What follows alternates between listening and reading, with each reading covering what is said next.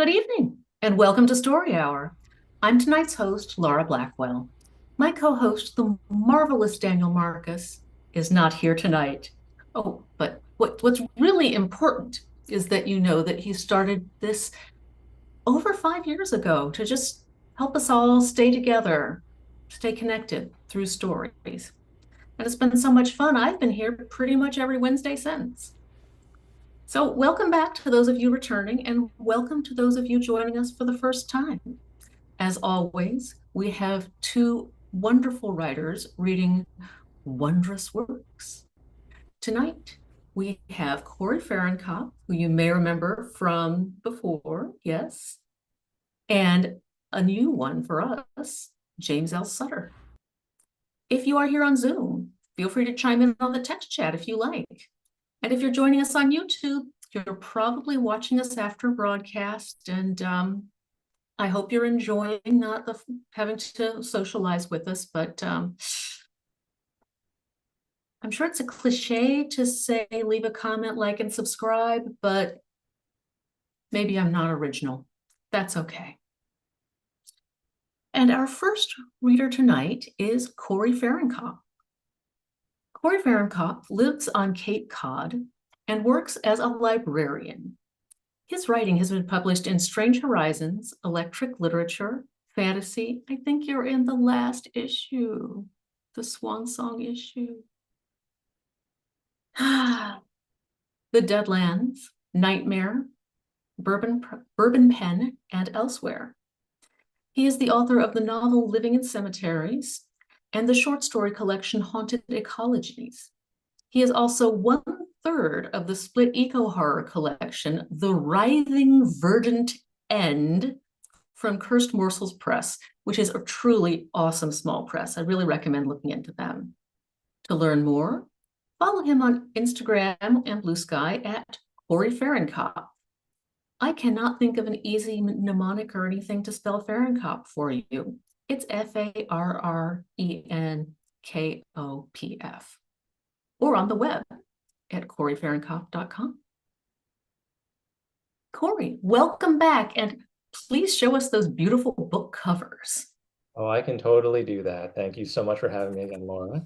Yeah, so here is The Writhing Verdant End. It's me, Eric Raglan, and Tiffany Morris. It's all eco horror, very strange. I wrote something that I love in it and very happy about it. And then the other cover that was being shown was Haunted Ecologies. So that is my eco horror short story collection that is just me, all by myself, alone within the pages.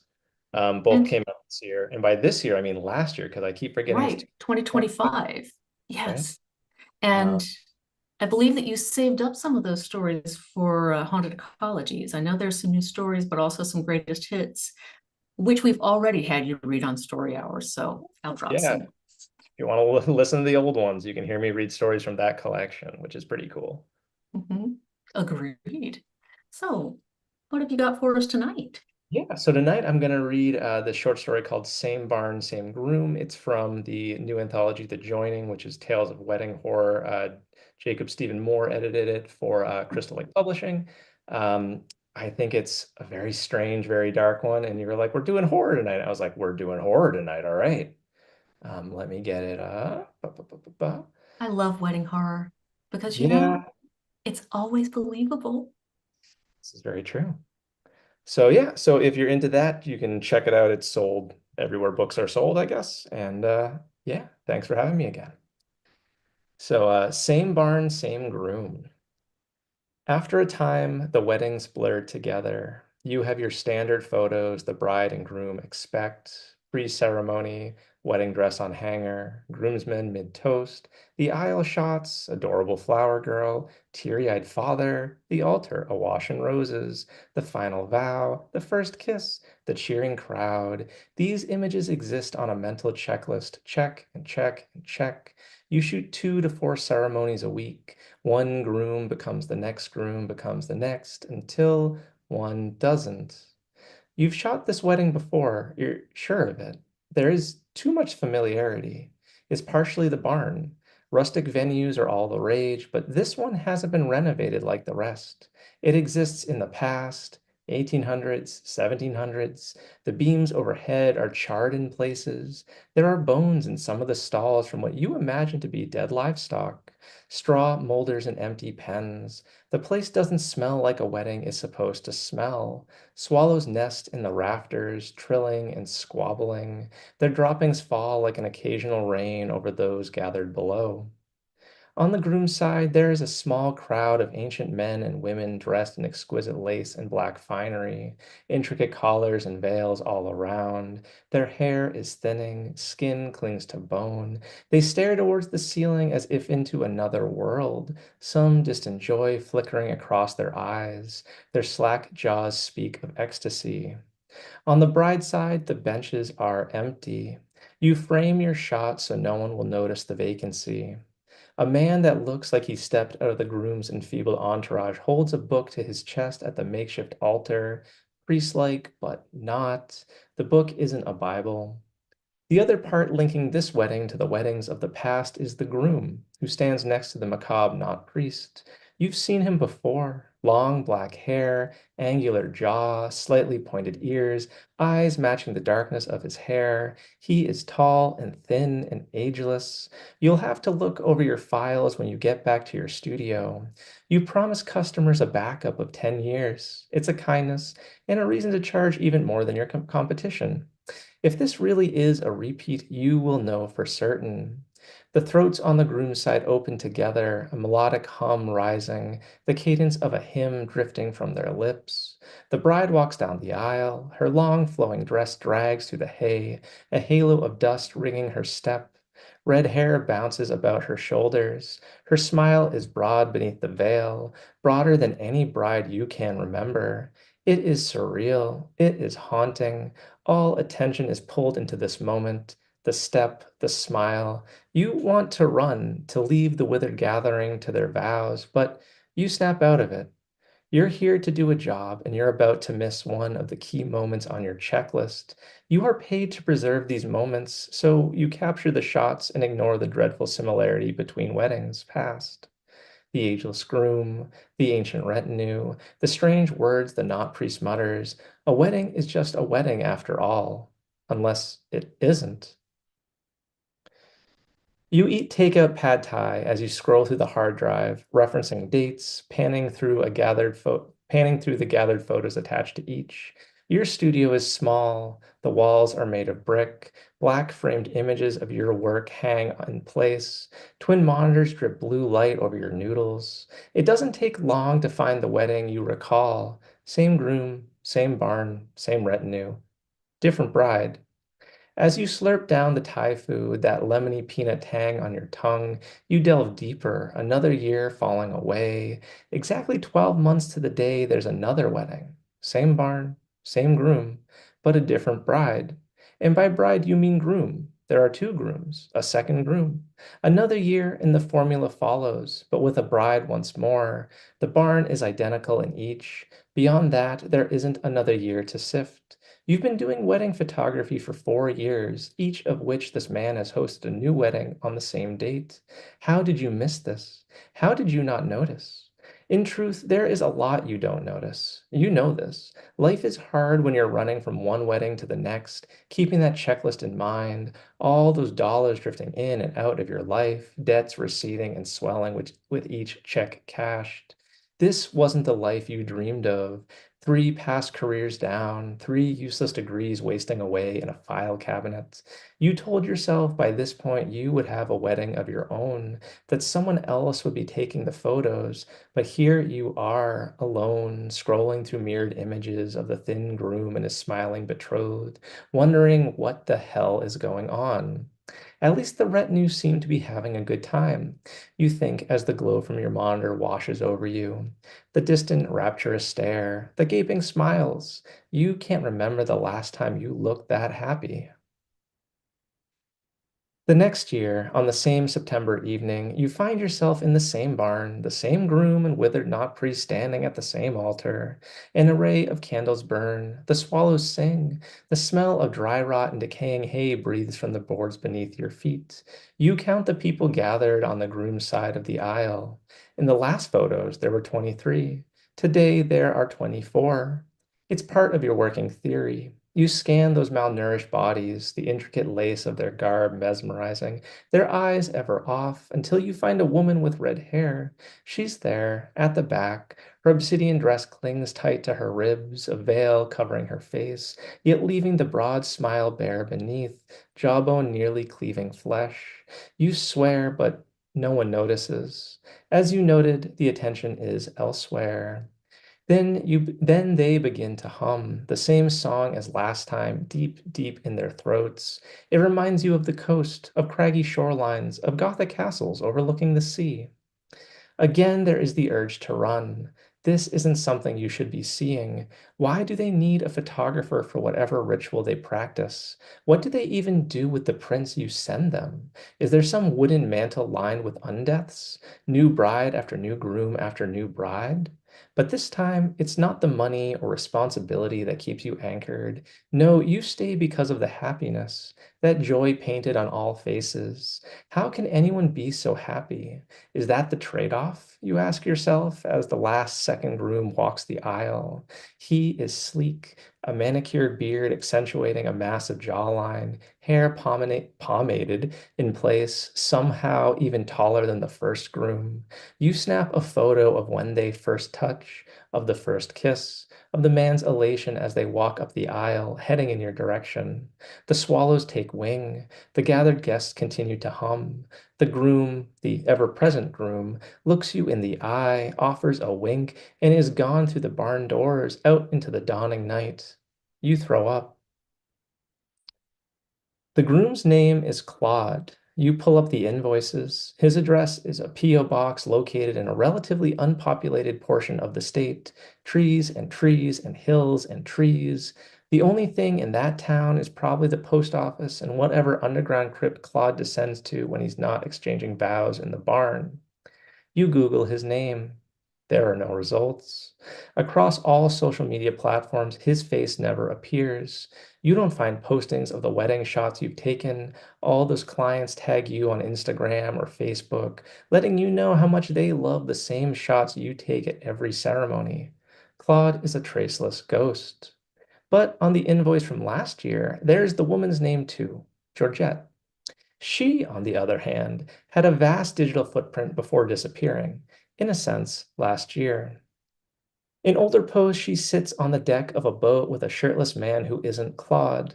The sun sets as they sip margaritas on a beach. Their shadows lock arms over white sand. There are two small dogs in the last post, or in later posts. Forest walks, river walks, bike trail walks. The dogs smile, the woman smiles, the man smiles. There is a house, small but well kept. There are other vacations, there are other sunsets. Then there is a funeral notice, a viewing of a body, no final pictures of the man or the dogs. A few sad posts appear months later, brunch with friends, quiet nights in with a hand-stitched blanket, a summer solstice party, then nothing. It doesn't take much to understand her decision. Sometimes life, sometimes fate, sometimes darkness. You feel that yourself. You know marriage isn't for everyone, that plenty of people are happy being alone, that many thrive in that space, but not you. You can't bear it. You can't bear it, but you are also anxious. You also have a hard time starting conversations or convincing yourself to go out at night or to stick to one of the apps that everyone else in your situation haunts. Each leads to panic and self-doubt, the never-ending spiral. So no, Georgette is pure logic. If you had the chance, you'd find Claude hard to turn away too. The next year, the wedding is to a slight woman with black hair down to her lower back. The following year is to a man who looks like a young Hollywood actor with a bad limp. The next year is to another man, many of his teeth missing, hair thinning quicker than his age belies. You are there for each, snapping shots, trying to hold down your stomach, feeling the gathering's chant resonate in your chest like a cavern call, watching the betrothed from previous years show up in the pews, emaciated and ecstatic. The barn doesn't age. The decrepit state remains stagnant, but nothing worsens. Floorboards don't break. The roof doesn't sag. The swallows are there there in an ever talkative flock. It goes on like this year after year after year until you've shot 10 iterations of the same wedding over and over. Nothing in your own life has changed, not really. Yes, you are more tired. Yes, your metabolism has slowed. Yes, you've paid off your debts, but that didn't lift the feeling of being trapped from your bones. Life is nothing but shackles, nothing but ropes and tethers and chains, each holding you back from the existence you crave, the connections you need to thrive. You tell yourself this is the year you will go out more, that you'll find your groove, that you won't be alone the next time you arrive at Claude's barn. Maybe your partner will be your assistant. Maybe they will accompany you so they can see the haunting ritual that no one else will ever believe. Or maybe they'll just be waiting for you back at the apartment, a home-cooked meal ready, a warm embrace when you pass through the front door. But you know this is a lie. How often do people actually break their routines and habits? How often do they untether the ropes and chains? You don't know the statistic, but you imagine it is low, hovering in the single digits. We are all trapped in the cage of our mind's making. Some cages are happier than others, but the cage is there nonetheless. You wonder how one gets Claude's attention. You wonder if there's something you can say to get his eye to fall upon you again. But another wedding passes. A middle-aged woman with the longest neck you've ever seen walks down the aisle with the ageless groom. Your voice catches in your throat as you attempt to speak when they pass your pew. Claude only pauses for a moment, cocking his head as if expecting a speech to follow, the classic "I object" moment, but the words don't come. Then he shrugs, and the woman laughs, and the two exit into the night, leaving you with the birds and the bones in the barn that seems like it will collapse, but you know will never collapse as long as this reoccurrence reoccurs. You pack your gear and return to your apartment. It's another Thai food takeout night. This year, the second groom wears a forest green suit that complements his red beard and balding pate. On others, the outfit might scream of leprechaun pastiche, but on him it looks regal, suave, druidic. You are in the back of the barn. You've started to call it a church in your mind. To what god, you don't know, but it is a holy site. Your DSLR is on a tripod, freezing time over and over on the tiny screen. The second groom with the missing teeth from 2 years past is where you expect him to be, but now all his teeth are gone, just parted lips and black gullet, eyes off in that other world. You know you've hit your lowest low when you are jealous of his skeletal rictus, the blank stare in his eyes. You wonder what the years of marriage were like. Was it worth it? Your wandering thoughts are broken by the not priest words, the poetic elegy he has prepared for the couple weeping from the altar like sand from an unsealed tomb. He speaks of eternity and commitment and freedom, of blessings. The word blessing is mentioned 8 times. You count. You remember something similar from the year before, but you can't remember if it is exactly the same, if the not priest is reciting an incantation, if that is what holds this moment together. The second groom is crying, large rolling tears. He turns as if to run, but Claude's hand shoots out, snagging his wrist. Their eyes meet, and the man calms, tears drying, smile returning. Claude nods to the not priest, and the not priest continues with the ceremony as if nothing has happened. As they walk up the aisle, hand in hand, Claude pauses at your pew. You didn't make a sound. You didn't reach out. You gave up on attracting his attention, but he hasn't forgotten you from last year, your momentary act of hope. He turns, black eyes swallowing yours, his lips quirk, tongue passing over thin skin. Next year, no camera, he says, voice melodious, an entire choir trapped in a single throat. Just your finest clothes, your most open heart. And then he is gone like he was gone all those other nights. You are left with the swallows and the camera and yourself and those words ringing in your ears. There are more candles before as you pass through the open doors of the barn. Wax melts onto every flat surface, on the pews, on the stalls, on the altar. A new photographer stands where you once stood. They are professional, garbed in black, blending into the shadows as you always believed you did. The key to a good wedding photographer is to be absent from the wedding. You bought new clothes for the evening, spending 3 months' rent on the outfit. It is black. It is trimmed in lace. It is fine. You left your apartment keys in your mailbox. If you had someone to leave them to and all of your possessions within, you would have. But there is no one, hence your first step down the aisle. The brides and the second grooms of the past sing.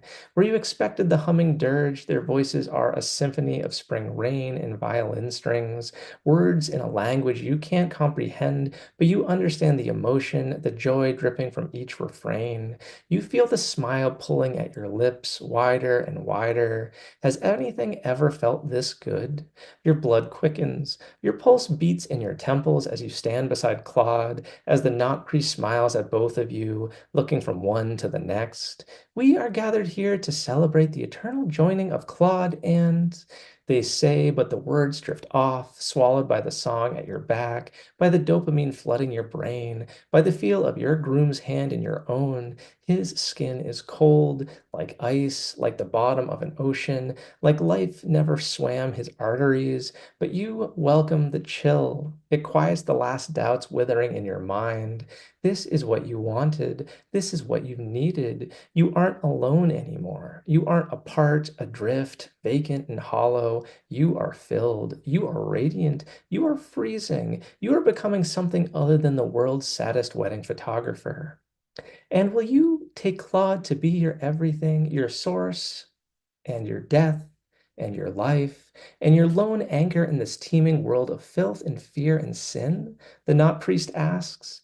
You scream, yes, louder than any word you've ever uttered. Your vocal cords tear. You taste blood, but that no longer matters. Nothing matters. You are at your groom's side. You are about to kiss. You have found your family, your place in the world.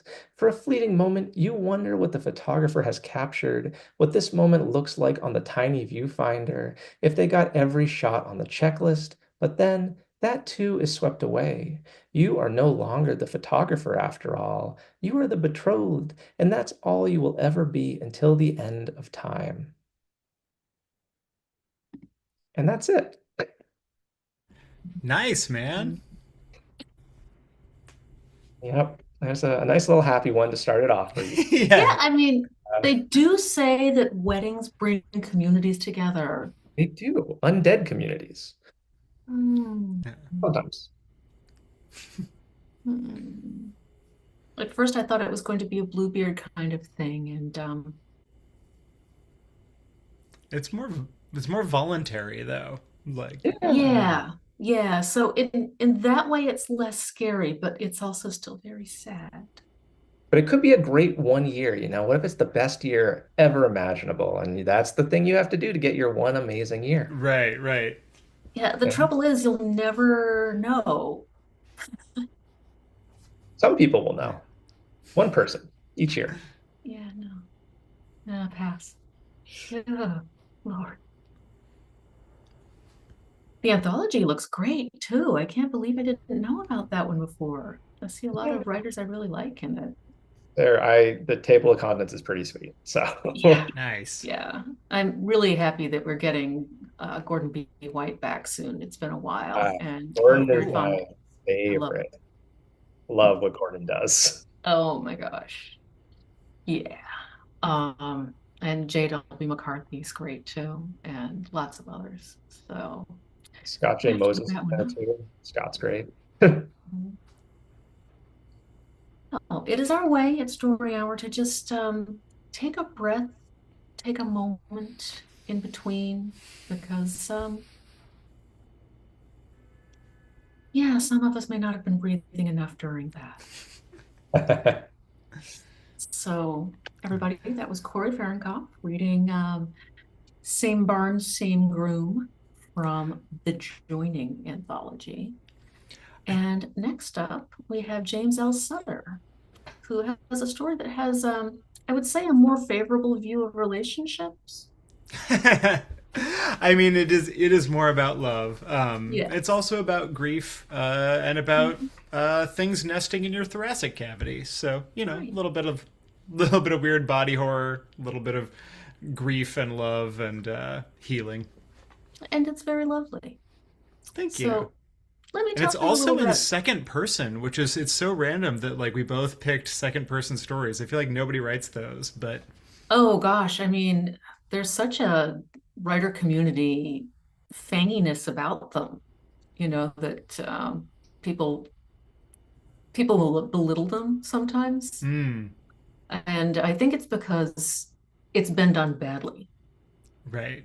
And when But I it's done badly, it's really bad. And it's easy to say that that's why, but that I it's because think it's second person. But, you know, but Yeah, I think when it's done well, second person can really connect with somebody in the same way that like so many songs are written in second person mhm, because it is speaking directly to you and putting you in absolutely. the scene differently. So Absolutely. And, Corey's was one of the things that was fun about that was that since you were the protagonist, it also meant that you didn't have to think about the gender at all, which is exactly. nice in this context. And we're about to hear another example of second person really working. So hang on. Let me tell you about James. James L. Sutter is a co-creator of the Pathfinder and Starfinder role-playing games, which I will editorialize, makes him pretty cool. Thank you. He's the author of the queer young adult romance novels Dark Hearts and The Ghost of Us, which I'll ask him to hold up again when the camera's on him, Oh. as well as, oh, he's going to be busy juggling the fantasy novels Death's Heretic and The Redemption Engine. His short fiction has appeared in such venues as Nightmare and the magazine of fantasy and science fiction, FSF to most of us. And he has also written comic books, video games, and a wealth of tabletop gaming material for brands like Dungeons and Dragons. James, welcome. Thanks for having me. I'm so Delighted to. excited And to be show here. us your beautiful book covers. Well, here's two of them, the two most recent. These are both here. Okay, hold on. Oh, Dark Hearts is a rock star romance about falling in love with the boy who stole your chance to be a rock star. oh, And okay. The Ghost of Us is a paranormal rom com about a teenage ghost hunter who finds a ghost, but the ghost won't give her the evidence she needs unless she takes her little sister or his little sister to prom. So it's kind of 10 Things I Hate About You meets Ghost. Nice. So very different vibe than the story we're about to get into. But this story is called Make of Your Chest a Place for Birds, and it was published in Nightmare just a month ago. The surgery is an aortic something or other. You don't really bother to listen. You don't need some surgeon barely out of pull ups to tell you your heart hasn't worked right since Sam died. They put you under for it, and isn't that a wonder? To sleep without dreaming. Or if you do, the propofol makes you forget, and that's almost as good. You wonder if that's what it was like for Sam, to cease to exist. A part of you hopes it'll make you feel closer to her. Another part fears exactly that. Instead, it's one long, slow blink, and then you're being shaken awake by a nurse who informs you that you've already repeated the same question 3 times, and she really doesn't have time for it. They hand you printed instructions. This is your life now, a set of papers and the workaday smiles of people already thinking about something else. You're driven home by a medical transport service, a quiet young man of indeterminate ethnicity and overly enthusiastic aftershave. You feel a brief moment of embarrassment when the receptionist asks if you have a family member or friend to pick you up, but you have no close family in any sense of the word, and your friends were always Sam's. You'd only ever been borrowing them. It had never bothered you, just more proof that you'd been lucky to snag a woman so far above your grade. A woman who could command a room with a laugh, who'd dressed like a movie star even as cancer cored her out, who'd poke your overstuffed belly and call you a silly old coot and fuck you like the world was on fire. The van drops you off at the apartment. Not your apartment, really. If anybody asked, you'd lie and tell them the move was to save money, that one person doesn't need all that space. But the truth is that, as pathetic as this bare-walled little squat might be, with its two-burner hot plate and yellowed vertical blinds, it's not as lonely as a house where every surface is a memory, every photograph a framed scar. A shoebox diorama of your own life that you floated through, unable to bring yourself to touch any of it. Sam might be dead, but you're the ghost. The painkillers leave you loopy and forgetful. You imagine this must be what senility feels like and think it's not so bad. To exist in stutter-shot frames, flashes of instant mashed potatoes and mindless television, only half aware of what's missing. Before long, the prescription runs out. Sam's imagined glare keeps you from asking for more. If you wanted to be a junkie, she whispers, you should have done it when you were young enough to look cool. You've heard it said that the heart itself doesn't have pain sensors, that you don't actually feel damage done to it. You think that's the biggest crock of shit you've ever heard. But it's true that the physical pain is largely receded. Over the next few days, though, you start to notice a pressure in your chest. At first, you think it's anxiety, a condition you know you have, but have always been too embarrassed to talk about. But this feels different. As it grows, you start to get palpitations, twitching movement, a fluttering inside your ribs. Still, you put off looking into it. It's not actually that uncomfortable, and the follow-up is in 3 weeks. That lasts until the morning you wake to a sharp pain in the center of your chest. You reach up instinctively, disobeying the doctor's orders to slither an unwashed finger beneath your bandages. Something sharp jabs you. You whip your finger away, checking the whorl of your fingerprint. No blood, but a distinct red mark. A medical staple worked loose from the meat of you? The palpitations are going crazy now, your heart tumbling over and over itself like a Bond villain's car run off a cliff. You get up and walk into the bathroom.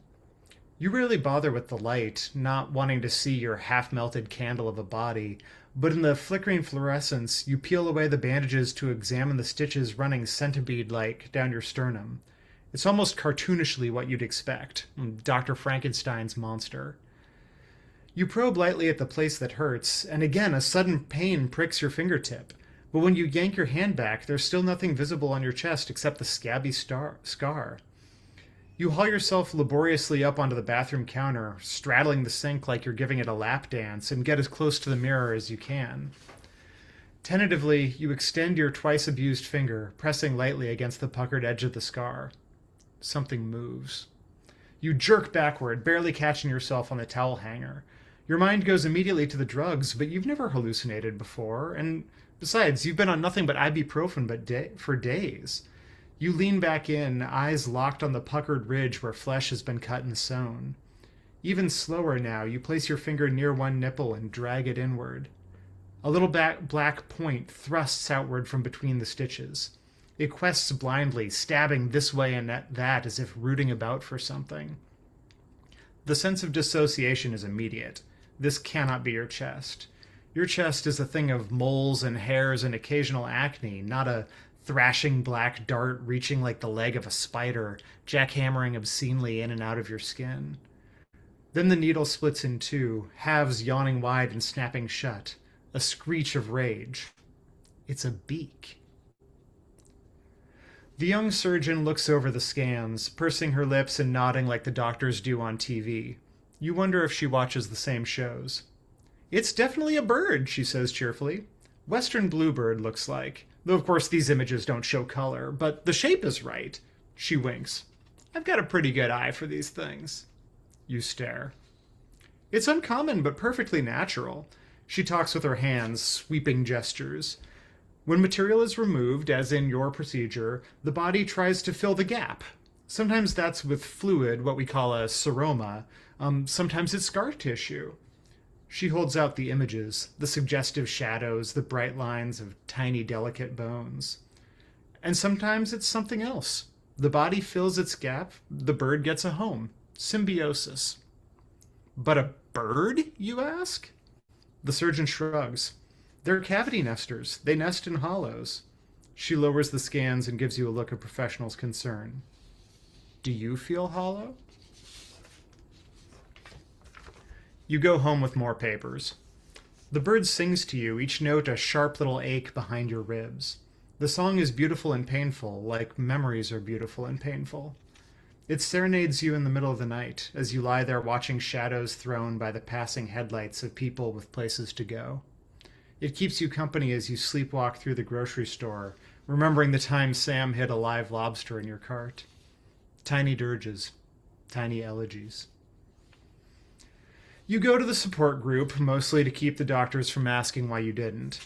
The handful of other folks there are mostly old people, widows and widowers like you, though there are a handful of accented refugees, plus the young couple whose lost child is visible in the way they sit close yet never touch. The counselor is another chirpy young thing, all earnest eyes and undercut hair, for whom loss is still a thing one reads about. She runs you through the practicalities of your new situation. How to irrigate your wound with a squeeze bottle so the bird's waste doesn't build up and cause infection. She also talks about the importance of not fighting your emotions, which strikes you as absurd. Everyone here has already lost that battle. During the break, you stand next to the table of boxed coffee and grocery store muffins, fingering the pain in your chest and wondering if it would be rude to pluck off some almond slivers to feed the bird. Insistent little bastards, aren't they? The woman is roughly your age, black hair going gray like cream poured into coffee. She nods to the muffins. It's like they can tell when we're near food. You shrug. Maybe they can. Why not, right? It's not like anything else makes sense. She holds out her hand. Carly. You give your name and shake, feeling awkward at the formality even though she started it. First time here?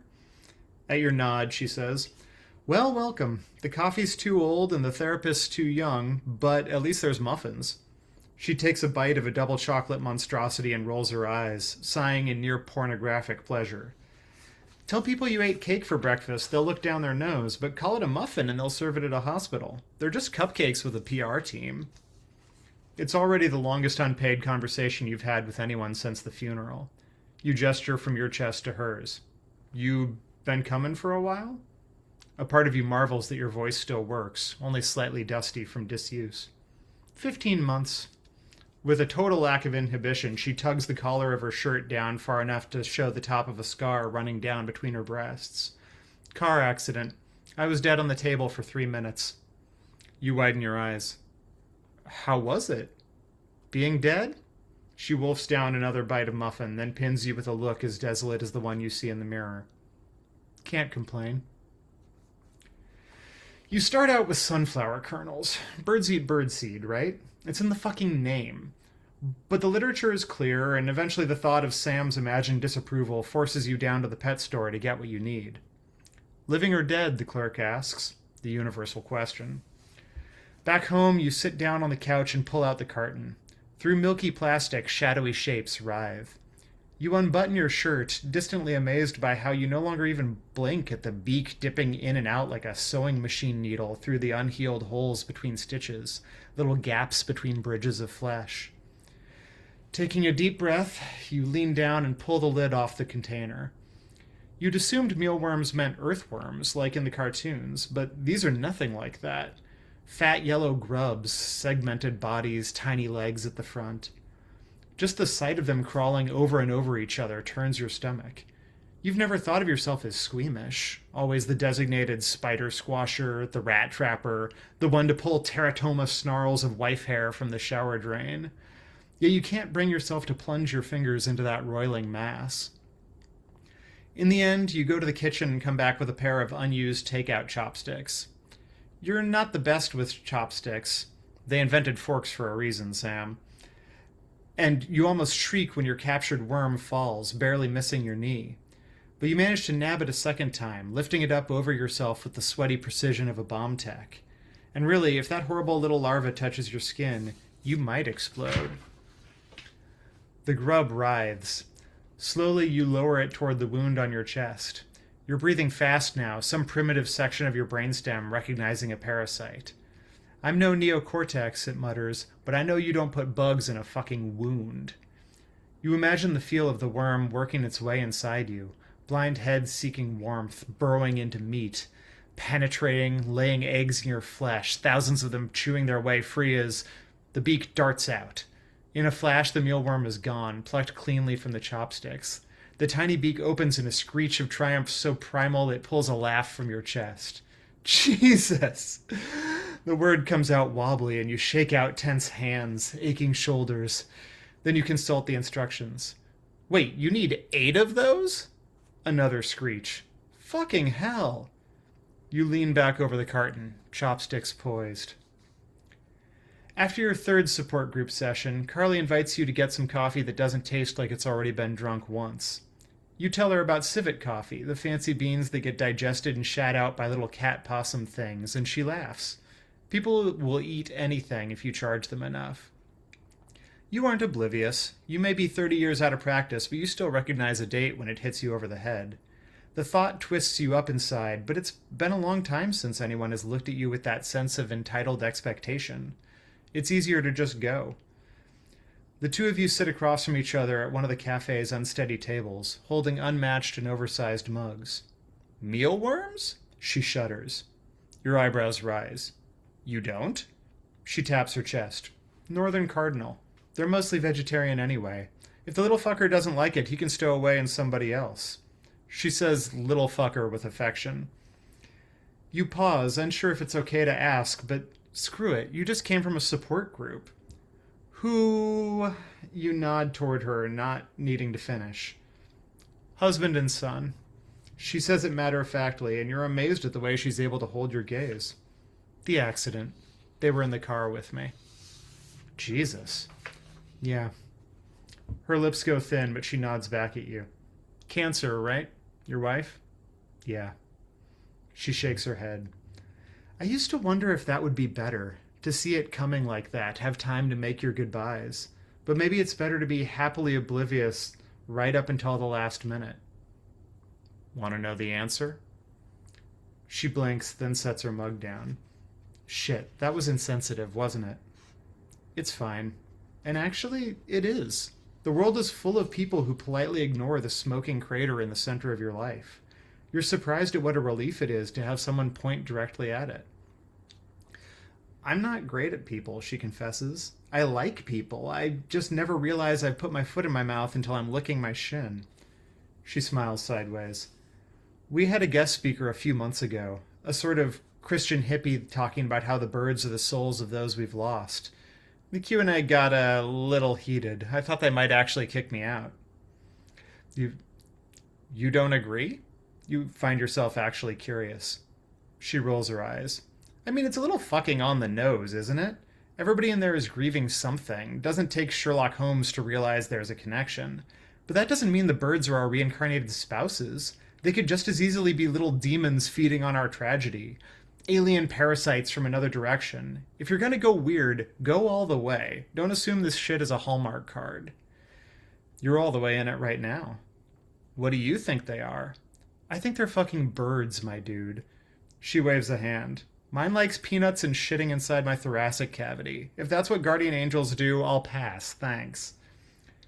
She blows out a long breath, stepping down off her soapbox.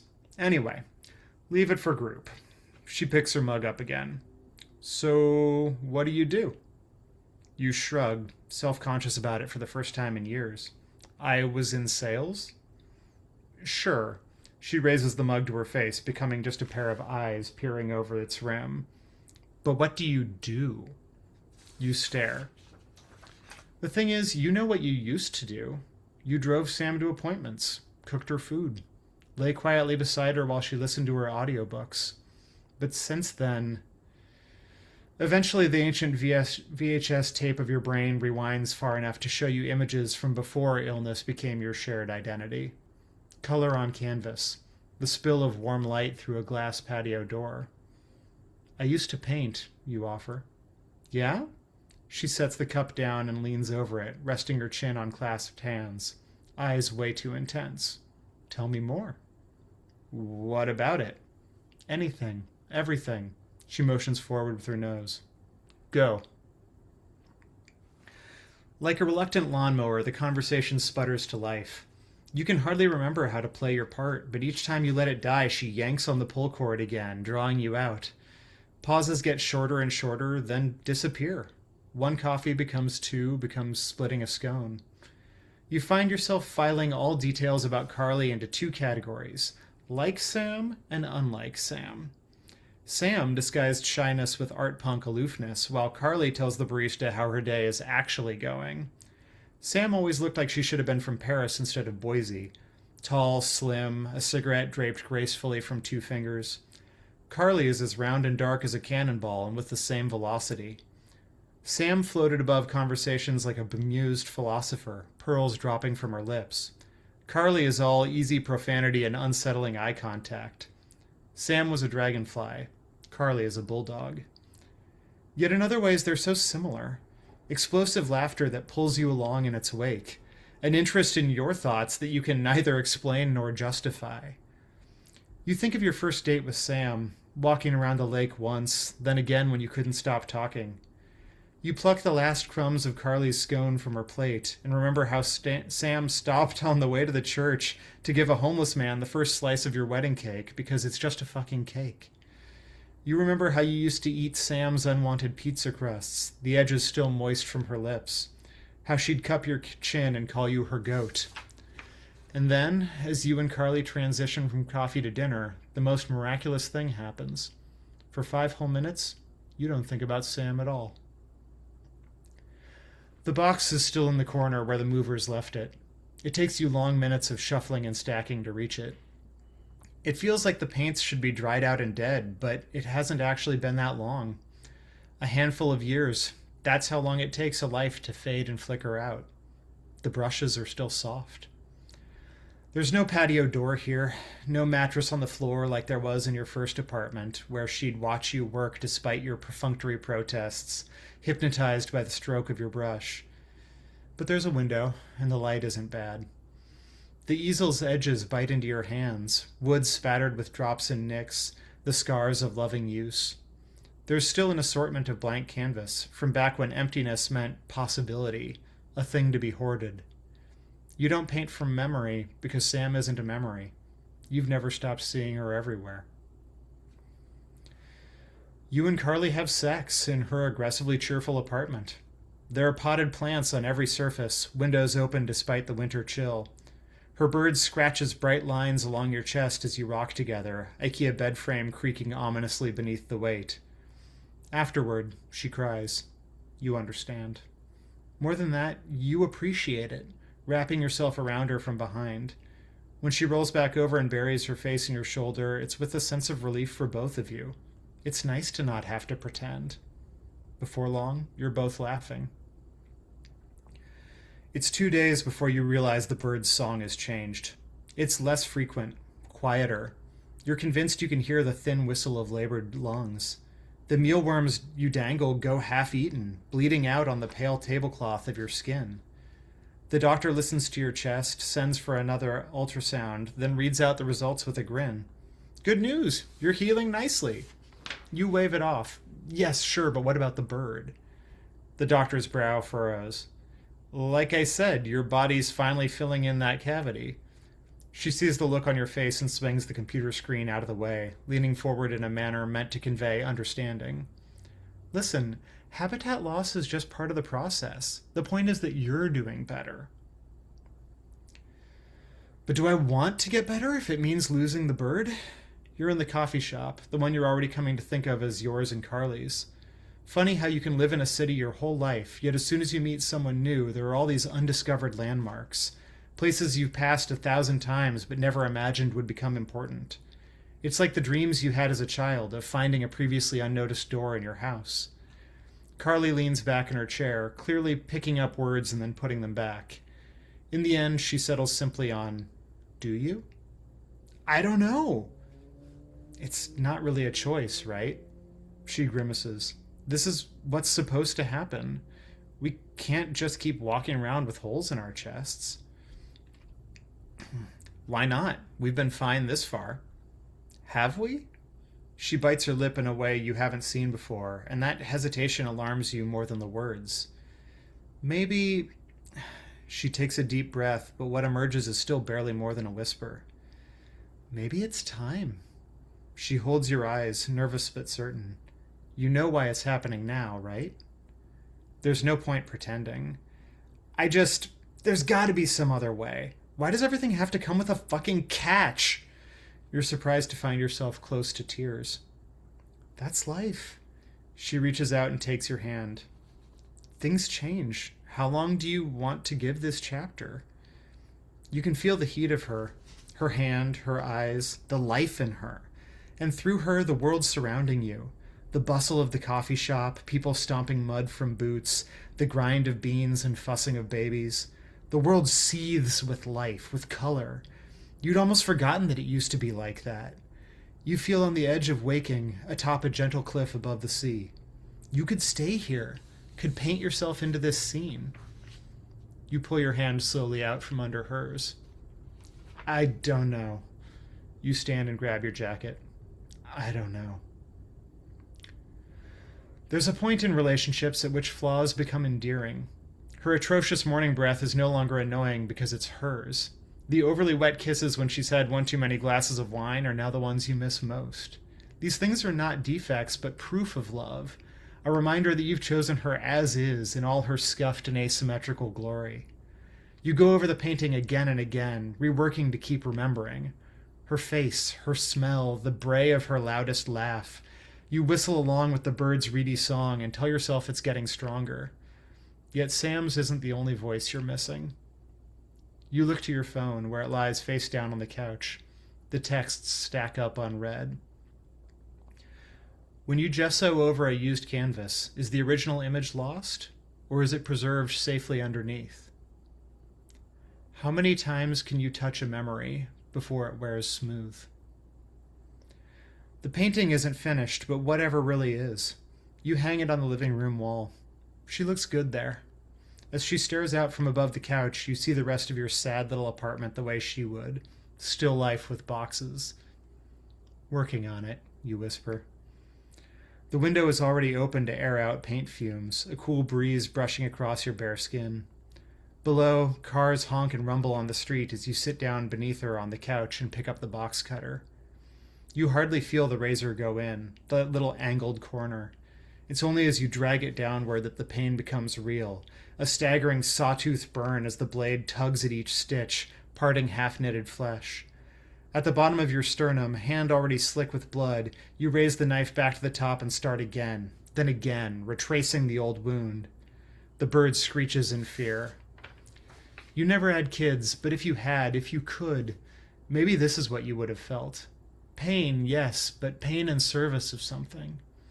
Inside you, the bird thrashes, but you've been as careful as you can with shaking hands. The knife falls to the carpet in a soft patter of red as you reach up and worm your fingers into either side of the formerly neat incision. Your vision starts to narrow, but you breathe deep and pull. The bird slides out, bloody afterbirth leaving a red trail down your stomach. For one horrible second, you worry you've cut too deep. Then it shakes itself, shrieking. Bloody feathers fluff and flick. You try to wipe it off with your shirt, but your own hands are a wreck, and it doesn't need you anyway. With a piping song, it flutters out the window and away. In its wake, your chest feels empty. But it's a new kind of empty. Dizzy, you pick up the phone.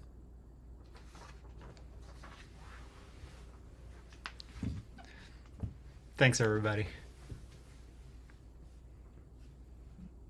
That's a gorgeous story. Thank you. I love it aloud, too. Thanks. You never know what a story's going to sound like. I should read my stories aloud before I publish them, but this one I didn't, so I'm glad it works. Yeah, I often end up having to do a reading version that's slightly different and think, I should have read this before I sent it in. Yeah. Should have read this out loud. Yeah. But now, did you two communicate beforehand at all? No. Nope. 'Cause that's a little spooky, isn't it? I mean, it is interesting that we have stories that have similar vibes, similar POV. I mean, I'm not wearing my glasses, but we kind of look alike. So it's, yeah, exactly. I feel like this is a very particular episode. All right. Here's just the happier ending than mine. Yeah, exactly. Well, yeah, the It's funny nice thing to- is, I never know if I'm writing horror until Nightmare Buys It or doesn't. This is the third story Right. that I've written and been like, is this really horror? And then Hmm. turns out. But And this Nightmare one's, actually called it dark fantasy. yeah, exactly. I think I write a lot of dark fantasy, but this one's I, really personal to me. So I I was think really glad. hmm, the borders, I think, between dark fantasy and horror are very permeable. Yeah. Oh, that was lovely, both of you. And actually, I'm really glad that we talked about that distinction a little bit because the Bram Stoker Awards are given by the Horror Writers Association, Mm. HWA, and voted on by the members. That's how they're determined. But the rules say that horror includes sort of related fields, like can include thriller, can include crime, can include Mm. dark fantasy, gothic, all that. It's actually in the rules. And I wanted to talk about the Stokers a little bit because January 15th at midnight, which means as it ticks over to the 16th in this case, is the last moment that HWA members can add to the recommended reading list, which also gets compiled and can put works on the preliminary ballot. Limited ballot. I'm going to have a little trouble with that one, I can tell. So, since it's a horror night, I wanted everybody to be thinking about that because if there's anything that was published in 2025 that you loved, and that's horror related, there are categories for short stories, novels, various age groups, screenplay, nonfiction, 13 categories. If it was in 2025 that it came out and you loved it, go see if you can put in a recommendation because at the very Yeah. least, some writers will be happy that you liked their work, Oh, and absolutely. some other people will see that somebody liked this and may go look it up. Yeah. So come off my soapbox now about that to tell you that I'll be back again next week. And I'll have two different readers next week. Next week, I'll have Carl Dondinel and Frank Arito, who are both a lot of fun. And I do recommend checking storyhour2020.com the day of readings because if there are any changes, that's where we'll have them. And there's also a calendar page where you can check and see about upcoming authors. And we've got the next about month visible. And you might decide there's some Wednesdays you're going to tell people you're busy. But if folks aren't understanding about that, you can always watch programs you may have missed on our YouTube channel, Story Hour 2020. Well, James L. Sutter and Corey Farrenkopf, thank you so much for reading for us tonight. This Thank was you both. This was great. this Thank was really a spectacular evening. Not only did you both bring great stories, the play between the stories added that extra layer that just really made it magical. I'd also like to thank SIFWA for the grant that helps us keep things working, keep the story lights burning. And thank you to Daniel Marcus, without whom literally none of us would be here because there wouldn't be a story hour. And thank you, all of you who are watching now on YouTube, on Zoom, on YouTube at some point in the future. Because as long as we all enjoy these stories, we are all in the same story hour. Good night.